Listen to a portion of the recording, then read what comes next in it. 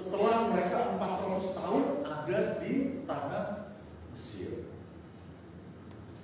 Dari Gosen, dari Gosen, saudara, Musa memimpin sekitar 2 juta orang. Dan peristiwa perjalanan itu sejak berdialog dengan Firaun, sampai mereka keluar dari Mesir, masuk ke tanah Amalek dan seterusnya sampai di perbatasan Moab. Mereka sudah banyak sekali pelajaran-pelajaran penting yang tidak mengubahkan sesuatu buat mereka. Sampai kemudian Allah berkeputusan, generasi tua seangkatan Musa nggak usah masuk. Bahkan Alkitab dengan tegas mengatakan orang-orang kurang ajar mereka itu. Ngeri sekali kalau Allah sampai bilang begitu. Ya, berarti kita lebih parah lagi mengatakan tentang mereka. Allah yang penuh kasih itu bisa menyebut mereka sebagai orang-orang yang kurang ajar. Nah, saudara kasih Tuhan, dari sejak Mesir keluar menyeberang laut Teberau sampai ke Moab, Tuhan berkeputusan supaya mereka dihapuskan saja, kecuali ada kecualinya. Yosua, bukan Yosua terbaik, enggak.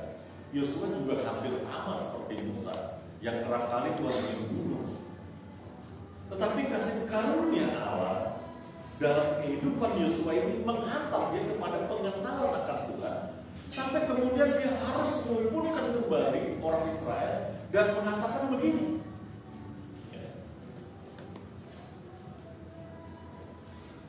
bahwa aku dan seisi rumahku akan beribadah kepada Tuhan kalau kalian terserah, gitu. Sampai kayak begitu tuh.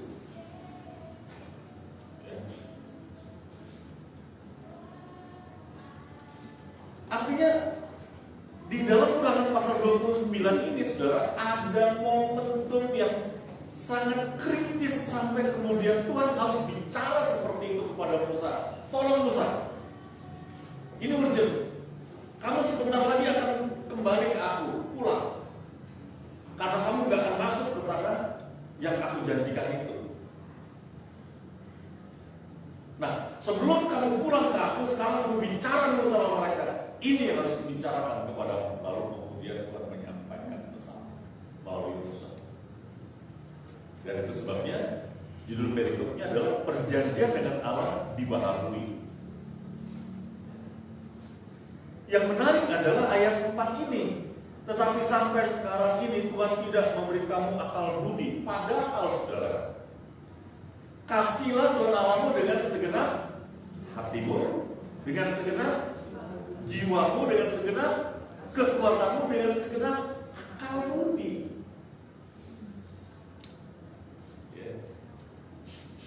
Kalau akal budi adalah output dari takut akan Tuhan, berarti memang bangsa ini tidak takut akan Tuhan. Mereka terlalu yakin bahwa Tuhan pasti memberkati mereka, pasti menolong mereka, pasti akan membawa mereka ke dalam kebahagiaan. Tidak mungkin Allah yang adalah Bapa bagi mereka itu mengabaikan realitas apa yang mereka rindukan. Itu keyakinannya. Sama seperti orang Kristen pada masa ini. Yakin banget. Pasti masuk surga. Allah mah mengasihi lah. Gak mungkin lah Allah gak kasih lah. Nah, ini yang saya mau kita perhatikan. Bisa diputar ya?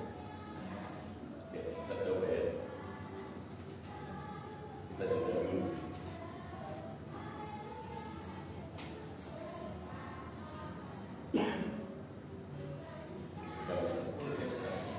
Iya, betul. Tapi yang bakal pakai sekarang.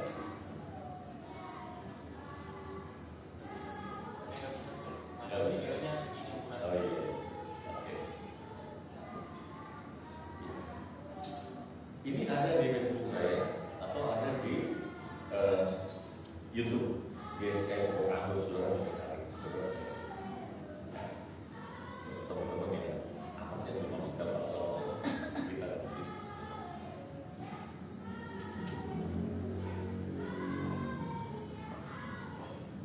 Saya tidak tahu apakah saudara bisa memahami ini, karena saudara lihat sendiri ya. Oke, makasih Bella.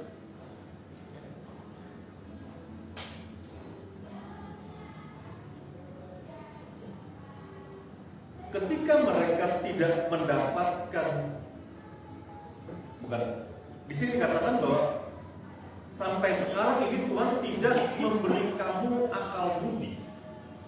Kalau akal budi itu adalah output dari takut akan Tuhan, berarti mereka memang betul-betul tidak takut akan Tuhan. Mereka terlalu yakin bahwa mereka pasti akan selamat, mereka pasti akan bahagia, mereka pasti akan dipelihara Tuhan, pasti tidak sama seperti orang Kristen pada masa ini. Pertanyaannya sederhana buat kita. Yang salah gereja mengajar atau yang salah murid yang diajar?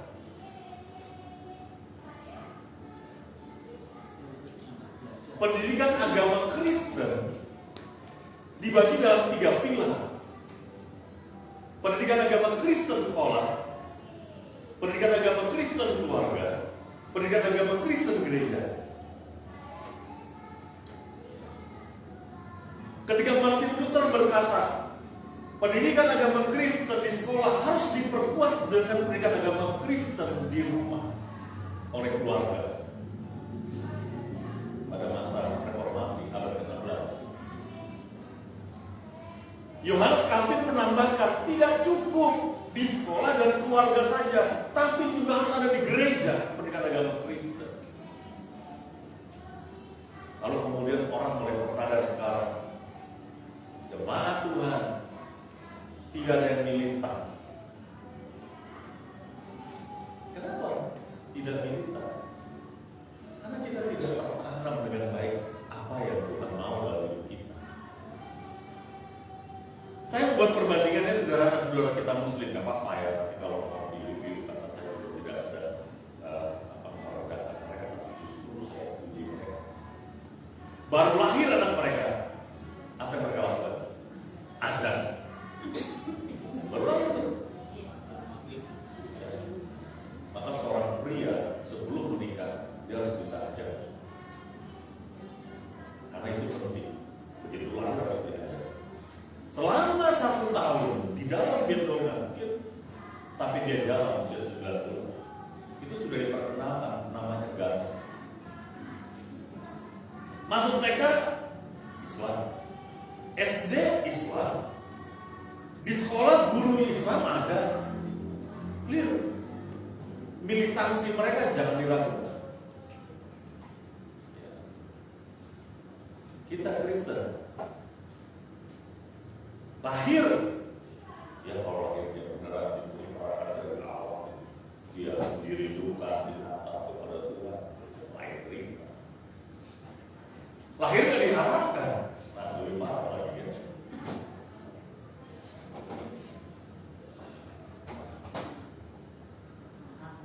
Cari sekolah, tidak ada pendidikan agama Kristen. Di gereja, sekolah minggu katanya. Sekolah minggu itu bukan sekolah, itu ibadah kategorial. Jelas juga. Ya.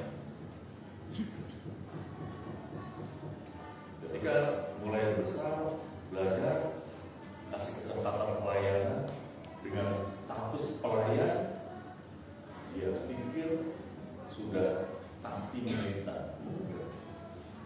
Karena di gerejanya orientasinya tidak ada pengajaran yang lebih keras lagi untuk belajar menjadi seorang murid. Saudara kasih Tuhan, satu kali Tuhan Yesus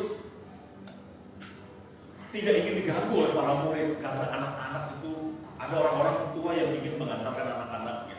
Tapi Tuhan bilang, sini Tuhan, ya, mereka harus diberkati. Orang-orang seperti ini ada yang boleh kerajaan nggak ada itu anak yang bekerja. Mereka itu sekolah, tanggung jawab pemerintah. Kita baru hebat kemarin, saya melewati itu. Wajib belajar 9 tahun saya lewati. Wajib belajar 12 tahun sekarang kan? Saya lewati juga, akhirnya saya tahu maksudnya, saya tahu. Tapi saudara, di lampu merah, mereka banyak yang jual tidak sekolah. Wajib belajar katanya. Di Israel pun nggak ada tuh. Dari kecil mereka sudah harus ikut sebagai anak Taurat. Nggak bisa enggak. Jadi bicara militer. Nah, kalau begitu saudara, kita punya masalah. Kita tidak punya kelas katekisasi. Gereja pintar sekali. Katekisasinya dibuat kategorial. Katekisasi penyerangan, katekisasi berpisah kudus, katekisasi perhatikan. Tidak sungguh-sungguh katekisasi dari nol yang sifatnya semi-teologis. Kita pernah punya ya, untuk sekolah orientasi kaum awam, pelatihan untuk kaum awam terampil. Kita ada ini ya, dan hasilnya beberapa dari kita yang pakai. Nah, saudara kasih Tuhan, ada yang terhilang di sini, bahwa kita tidak sungguh-sungguh belajar menjadi murid.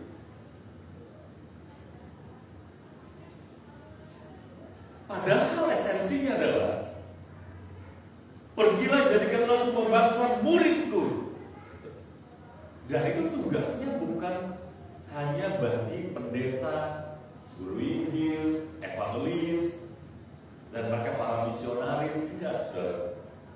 Itu tugas bagi kita orang percaya. Jadikanlah semua bangsa muridku, ajarlah mereka melakukan. Artinya saudara, yang memuridkan itu perlu menjadi seorang murid dulu. Sebab prinsipnya adalah hanya orang yang belajarlah yang mengajar. Tidak boleh orang yang mengajar itu tidak pernah belajar. Tidak boleh. Apalagi belajarnya lewat mimpi. Nggak bisa itu. Harus terukur lewat akademis.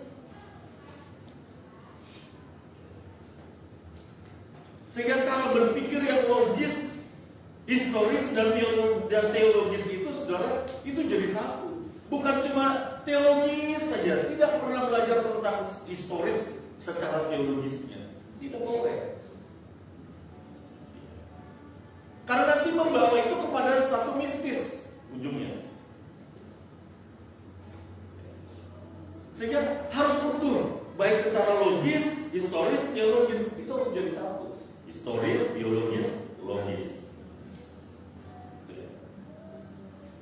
Saudara, saya tidak tahu apakah saudara merasa beruntung kita ada orang-orang yang melayani di sini adalah orang-orang yang nggak hanya pandai secara logis atau secara teologis, tapi juga mampu memahami firman Tuhan secara historis. Itu penting. Baik, kita kembali kepada historisnya ini. Ya. Saudara yang dikasih Tuhan, dalam Lukas pasal 14 ini, dia tidak pernah menjual, maksudnya Tuhan Yesus ya, tidak pernah menjual mujizat secara instan. Apa maksudnya? Dia tidak pernah promo. Bahkan setiap melakukan sesuatu, dia selalu bilang, jangan kasih tahu siapa-siapa. Padahal ini trik. Kalau orang dibilang jangan kasih tahu, wah, ya tergoda untuk kasih tahu. Kan begitu kebiasaan kita. Cuma kamu doang bisa cerita. Saya nggak cerita kemana-mana. Wah, saya kalau udah dengar kayak gitu ada orang, saya nggak cerita kemana-mana, nggak usah cerita lagi deh. Nanti kalau ada orang yang tahu ceritamu, pasti dari saya kan. Nah, ya gitu. Kalau orang tidak mau cerita, nggak usah cerita. Kalau orang siap cerita, ya siap diceritakan. Oh begitu. Jadi begini saudara, di Mika minusnya, kita seringkali melihat iklan program fitness yang menjadikan tubuh ideal dalam 30 hari. Nah, karena saya suka cari itu, menurut saya sudah tidak ideal. Ya, itu saya harus kecuali mau, ya niatnya mau. Akhirnya ya di Tuhan, saya bersama dengan istri memutuskan jalan 6.000 tiga sekali. Kalau sudah lewat 6.000 langkah, udah bisa lebih santai mau diterusin atau enggak. Kalau sudah ya kita pulang. Cari bubur atau cari mie. Cari nasi uduk, kering sekali sudah ya. Yang dibakar berapa, yang dikasih masuk berapa banyak kalori, ya memang begitu. Ya. Tetapi saudara itu dikasih Tuhan yang saya pahami bahwa tidak ada yang instan. Nah, Tuhan Yesus juga di pasal 14 ini tidak menjadikan seorang pelatih yang menjadikan sesuatu yang instan. Ada sebuah proses. Ada sebuah proses yang dia sampaikan kepada kita di ayat 25 sampai 33 ini. Dan hari ini kita mau belajar tentang hal itu.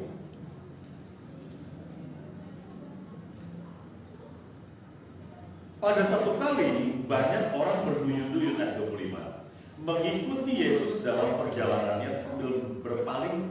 Ia berkata kepada mereka, "Jika seorang datang kepadaku dan ia tidak membenci bapaknya, ibunya, istrinya, anak-anaknya, saudara-saudaranya laki-laki atau perempuan, bahkan nyawanya sendiri, ia tidak dapat menjadi muridku."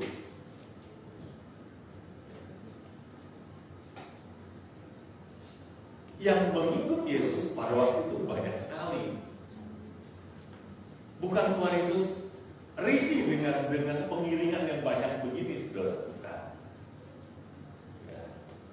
Tetapi dia tahu orang-orang yang mengikut dia ini mentalitasnya seperti apa. Ya. Ada motif-motif dengan beragam, dengan berbagai warna yang menyertai Yesus dalam rombongan ini. Maka perlu ada seleksi alam yang ingin dilakukan lewat perkataannya ini. Oke, kamu ikut aku, tapi kalau cuma ikut-ikut saja, gak bisa. Percuma, capek kamu. Dan pasti sia-sia hasilnya. Oke, kalau begitu, inilah syaratnya, gitu ya. Nah, saudara dikasih Tuhan, kalau ini menjadi sebuah syarat dalam kehidupan kita, lalu sejauh mana saudara sudah menjadi murid Yesus? Itu menjadi sebuah pertanyaan buat kita semua. Sejauh mana? Saya mengajar pun terniak di telinga saya, sejauh mana kamu jadi murid aku? Karena kita harus seumur hidup menjadi muridnya. Kok bisa begini? Ya, pergilah jadikanlah sebuah bangsa muridku, itu tugas kita. Lalu kita pergi memuridkan mereka. Prinsip berikutnya harus diingat, hanya orang yang belajarlah yang mengajar. Mau tidak mau kita belajar. Jadi tidak pernah berhenti mengajar, tidak pernah berhenti juga belajar.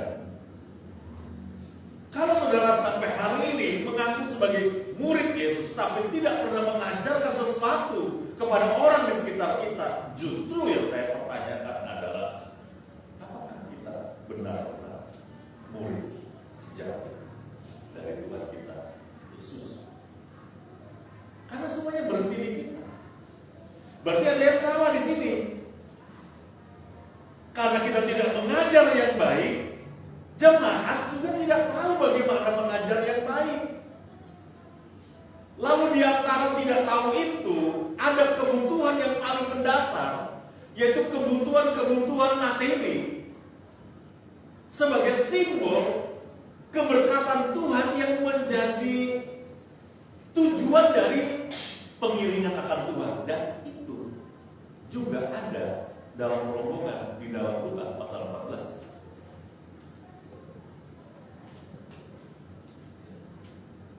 Maka tidak heran gereja juga menjadikannya ini pasti buat kita. Ayo cari tempat yang representatif, cari artis yang bagus untuk memimpin pujian. Tim musiknya harus teruji, lulusan dari sekolah musik kalau bisa. Lalu kemudian kasih entertain sedikit, cahaya lampunya itu dibuat temaram dan seperti orang dunia ini. Dan itu asik, asik banget. Puas di situ, boleh memuji Allah. Dia yakin kalau dia merasa puas, berarti Allah juga puas. Oh, mantap. Ya, yang penting yakin katanya. Alat ukurnya adalah bagaimana Allah bisa dipuaskan dengan ibadah kita ketika kita merasa puas. Lalu mulai klaim janjinya Tuhan. Dan pemenuhan janji Tuhan atas kita itu menjadi simbol keberkatan Tuhan atas kita. Rusak semua gereja dengan pola pikir seperti itu. Karena narasi yang tadi saya sampaikan itu tidak ada di dalam ini. Lukas pasal 14 gak ada. Padahal dia begitu rindu dikenal dengan kita. Dia menyatakan dirinya buat kita. Dia rindu dikenal oleh kita. Tetapi kita yang menjadikan dia jauh dalam konsep berpikir yang keliru. Kenapa? Gereja kita gini-gini aja nih. Yang sebelah sudah membangun tuh, kita masih gini-gini aja nih. Tapi kita gak diberkati Tuhan ya gereja ini. Malah terakhir dalam hal pembangunan secara fisik gereja. Tetapi setiap kita ada dalam sebuah pembangunan mentalitas sebagai anak-anak Allah yang lebih utama dari Tuhan. Amin. Itu kita.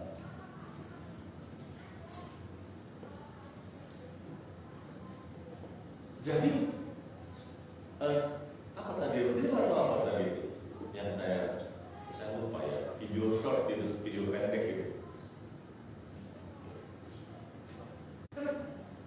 Keinginan telinga saja. Saya pengen datang ke gereja yang ngomongnya gak usah ngomong yang susah lah. GSK itu kalau ngomong soalnya itu terus kesucian terus, hidupnya bertanggung jawab terus. LB3 yang nggak tahu tuh, nggak jelas kapan itu. Kenapa sih nggak bicara soal berkat Tuhan? Kalau kita mengasihi Tuhan, apa yang tidak pernah dilihat, yang tidak pernah didengar, apa sungguh-sungguh sebagai seorang murid yang sejati, murid yang Tuhan harapkan. Kalau berhentinya kepada kita saja, kita nggak mengajar lagi kepada orang lain, berarti kita bertanya, benarkah saya murid Tuhan Yesus? Karena saya tidak pernah memuridkan. Kalau kita saling memuridkan, udah penuh gereja ini.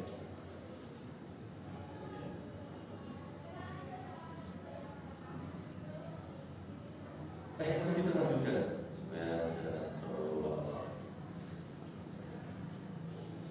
Dari Lukas pasal 14 ini, saudara, ayat 25 sampai ayat yang ke-33,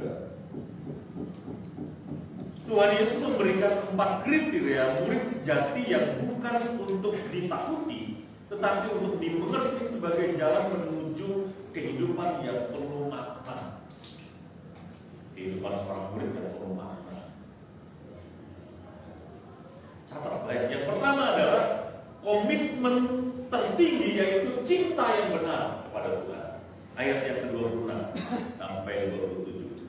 Jikalau seorang datang kepadaku dan ia tidak membenci bapaknya, ibunya, istrinya, anak-anaknya, saudara-saudaranya, laki-laki atau perempuan, bahkan nyawanya sendiri, dia tidak dapat menjadi muridku. Barang siapa tidak memikul salibnya dan tidak mengikut aku, ia tidak dapat menjadi murid. Membuat sebuah perbandingan gini kan ya, saudara. Saya nggak tahu ya, benar apa enggak saudara. Ya, kalau saudara membenci seseorang, bisa nggak setengah hati?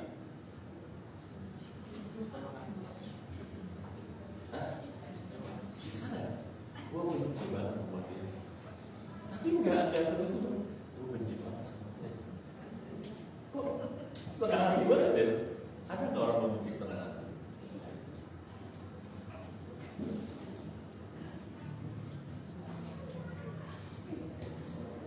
Gimana tuh caranya membenci setengah hati? Kalau yang namanya membenci itu diceritakan itu kalau bisa dengan mulut kita, dengan perkataan-perkataan kita, dia mati dia. Itu membenci. Pasti maksudnya ya? Seperti itu.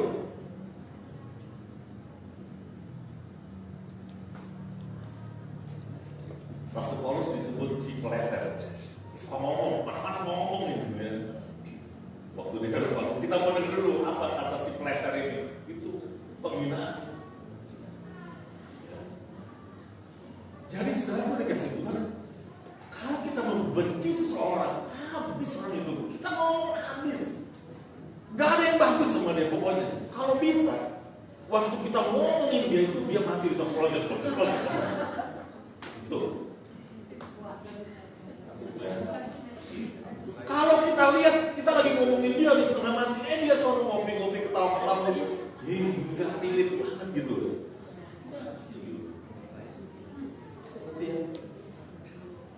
Itu sebabnya ada boneka santet. Ya.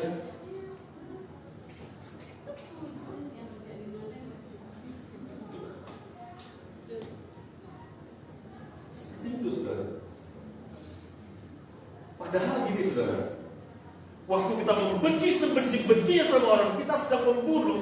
Bukan orang itu yang kita bunuh, tapi diri kita yang kita bunuh dengan racun itu. Itulah yang Tuhan bilang.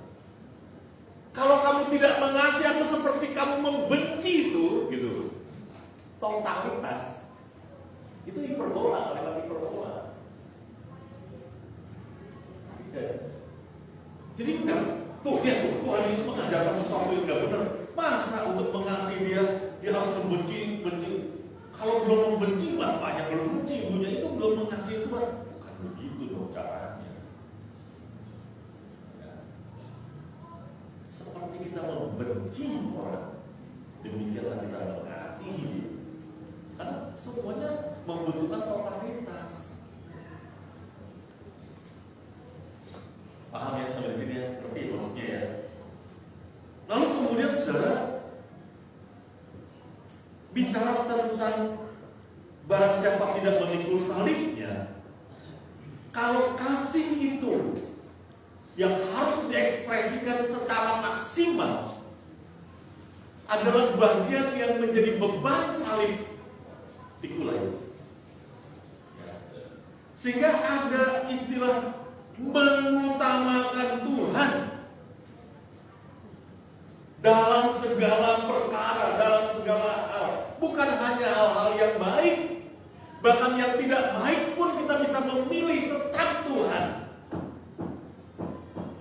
Bukan kalimat penghiburan ketika Daud mengatakan bahwa ketika aku tertindas itu baik. Bukan kalimat penghiburan. Karena kemudian di ayat berikutnya dia mengukur ada ruang dan waktu di tengah penindasan, di tengah himpitan, di tengah penderitaan, di tengah kesakitan, di tengah kekurangan. Ada kesempatan untuk belajar ketetapan-ketetapan Tuhan, sehingga kemudian itu dijadikan sebagai parameter untuk bersyukur kepada Tuhan. Karena semua ketetapan-ketetapan Tuhan itu adalah seperti ribuan keping perak dan ribuan keping emas dan ribuan keping perak. Ada ruang. Kalau saudara tidak mencapai pemahaman itu, kesakitan saudara akan menyalahkan Tuhan, kesulitan saudara akan menyalahkan Tuhan, penderitaan saudara akan menyalahkan Tuhan. Dan gereja saat ini menjamin orang untuk tidak akan mengalami hal itu kalau mengasihi Tuhan. Coba ngeri kan? Padahal orang-orang yang mengasihi Tuhan, para rasul mengalami hal itu. Salibnya mereka sambut. Saudara, saya tidak ingin gereja ini sama seperti gereja-gereja yang lain dalam sebuah konsep pemahaman terus mengubah dengan pemahaman yang baru.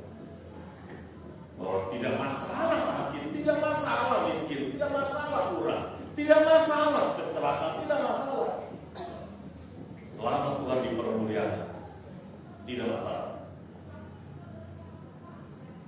Kalau itu adalah bagian dari salib yang harus kita. Sebab ketika mengasihi Tuhan, kita harus belajar mengutamakan Tuhan dalam sebuah komitmen. Karena segala sesuatu yang Tuhan izinkan terjadi dalam kehidupan kita adalah kedaulatan Allah. Dan keputusan Tuhan. Galatia pasal 2 ayat 20. Ini adalah panggilan setiap kita. Galatia pasal 2 ayat 20. Kita baca sama-sama. Ya, supaya kita juga terpisah menjadi bagian dalam apa yang diputuskan oleh Rasul Paulus. Oke. Galatia pasal 2 ayat 20.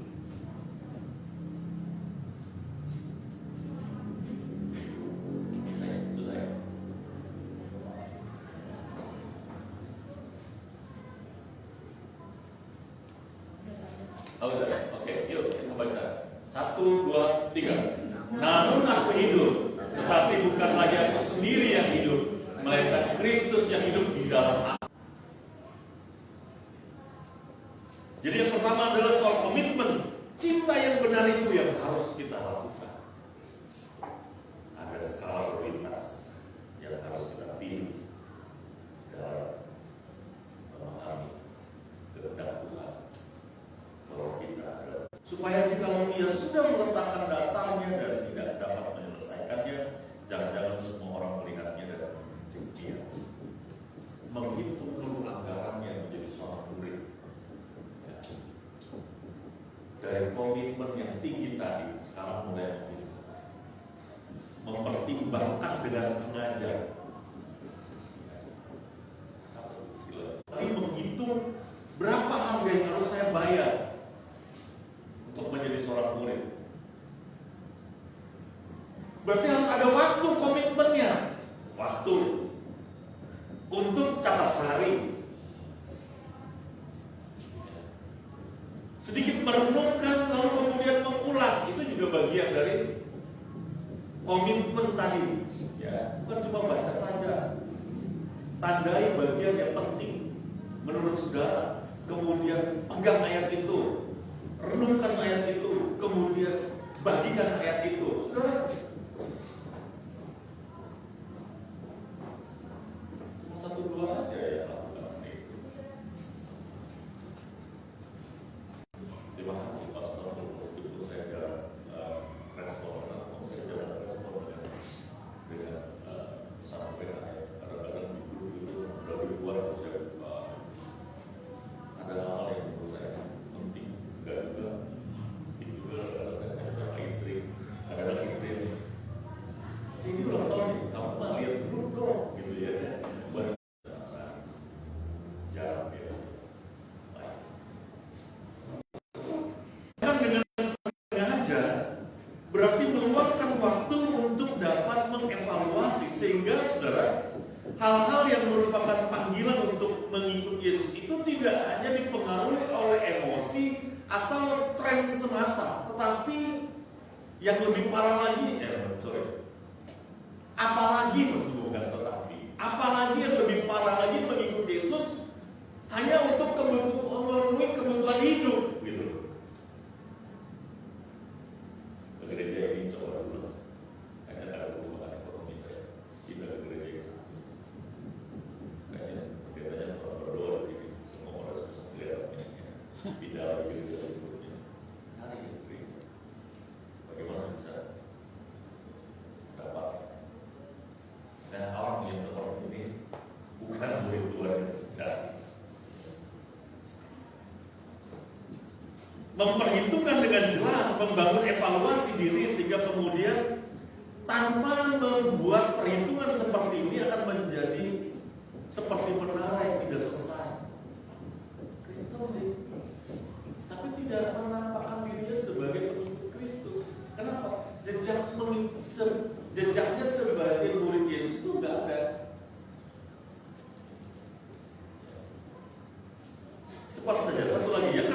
strategi yang bijaksana yaitu peperangan rohani. Dalam sebuah ilustrasi perumpamaannya adalah tentang seorang raja yang akan berperang. Seorang raja yang bijak akan mempertimbangkan kekuatannya. Ya, di ayat 31 dan 32. Atau raja manakah mempertimbangkan? Sikap seorang murid sejati dengan strategi yang bijaksana di dalam peperangan, ketika dia tidak mampu, dia bersandar kepada Tuhan. Menjadikan Tuhan sebagai tempat untuk mempertimbangkan yang tadi di awal tadi ya, dalam evaluasi. Begitu. Benar nggak? Bisa. Ketika membangun menara begitu. Ketika mau maju berperang, dipertimbangkan. Ketika dia tidak mampu, maka kemudian dia bersandar kepada Tuhan. Kalau yang pertama tadi bicara tentang komitmen, yang kedua tentang evaluasi, lalu kemudian tentang mempertimbangkan peperangan yang sesungguhnya. Bukan melawan darah dan daging, tetapi peperangan melawan kuasa-kuasa kegelapan yang karena ngeri sekali saudara. Saya sedang mengajar tentang okultisme. Okultisme itu saudara kuasa kegelapan. Kata dari okul itu sesuatu yang rahasia yang dilakukan oleh para dukun. Kegelapan orang jahat itu saudara. Mempengaruhi pola pikir, nggak apa-apa kok. Segala sesuatu halal bagiku, kata Rasul Paulus. Tapi tidak semuanya berguna. Karena semuanya halal, sikat semua. Kalau saya begitu budaya tinggi sekali. Ini udah diabetes bro, sumber diabetes di situ. Opininya dibangun sudah, nggak apa-apa. Itu namanya permisivisme. Semua boleh, nggak apa-apa kok. Alkitab juga ada bilang segala sesuatu halal bagiku, jelas itu. Ya, tapi tidak berguna.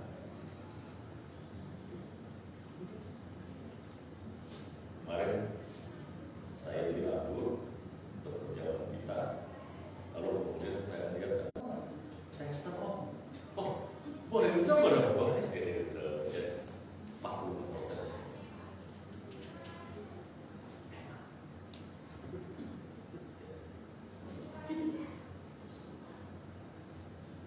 Enak banget ya. Iya segini. Kalau sebotol pasti nggak ada. Makanya di anggur kolesterol ini ada dua gambar. Ada dua gambar. Gambar yang di belakang itu sloki sehari. Itu gambarnya. Tulisan sehari sloki. Itu gambarnya. Itu fotonya sama yang depan itu sama.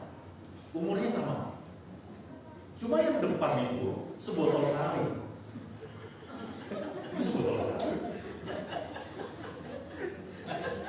Itu seusia itu. Di gambar itu ada perempuan cantik juga. Sementara yang di belakang itu sendiri aja. Tapi memang dia sendiri jomblo ya. Kasihan.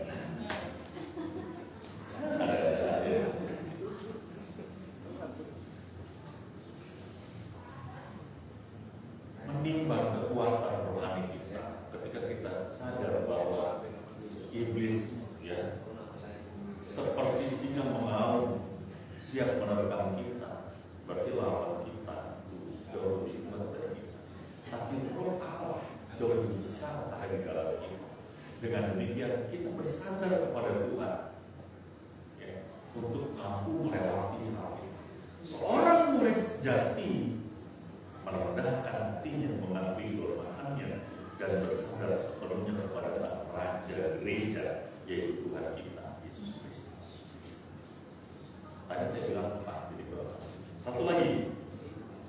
Ya. Lukas pasal yang ke-14 ayat 34 dan 35. garam memang baik, tetapi jika garam juga menjadi tawar, dengan apakah ia diasinkan? Tidak ada lagi gunanya baik untuk ladang maupun untuk pupuk, dan orang membuangnya saja. Siapa mempunyai telinga untuk mendengar, hendaklah ia mendengar. Akhirnya, saudara, di poin yang keempat, pengaruh yang nyata menjadi indikator bahwa kita adalah muridnya. Kalau yang pertama, kedua, ketiga itu bagian internal kita, bagaimana mengindikasikan bahwa kita sungguh-sungguh murid sejatinya Tuhan. Sedangkan poin yang keempat adalah berdampak kepada orang di sekitar kita, sehingga kemudian kita bisa mengatakan hanya orang yang belajarlah yang mengajar. Kita tidak mungkin mengajar kalau kita tidak pernah belajar. Jangan lagi. Setiap kita yang ada di GSKI Pokok Anggur, jangan lagi mengatakan seperti ini. Ada tuh, ya firman Tuhan katakan kita mengembik di kandang kambing, berkokok di kandang ayam. Gak ada itu ayatnya. Itu cuma ada di lapo dalam pembicaraan orang yang teler. Karena dia tidak ada di catat sari, dia tidak pernah baca Alkitab.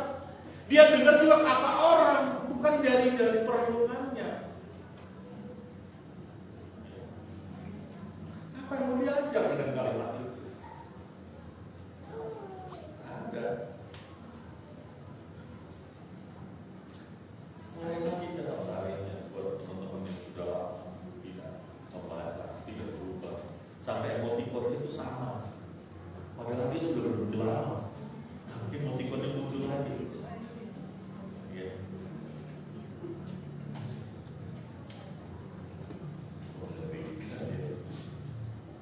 Seorang murid Kristus dipanggil untuk memberi dampak. Kehidupan kita harus berasa dari orang. Jangan berasanya kalau kita datang itu orang jadi sebel gitu. Enggak juga begitu. Haleluya dan malas mati.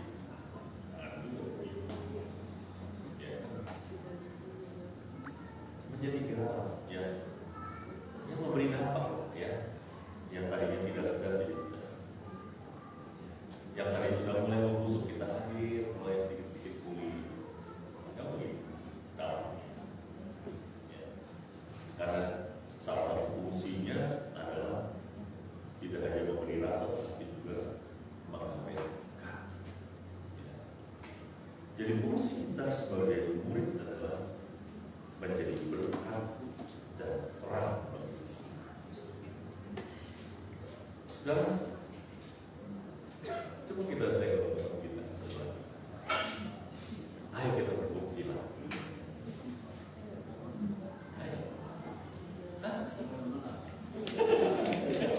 Ayo kita berfungsi. Ya kasih tahu teman kita berfungsi ya. Ayo semangat. Ayo berfungsi lah.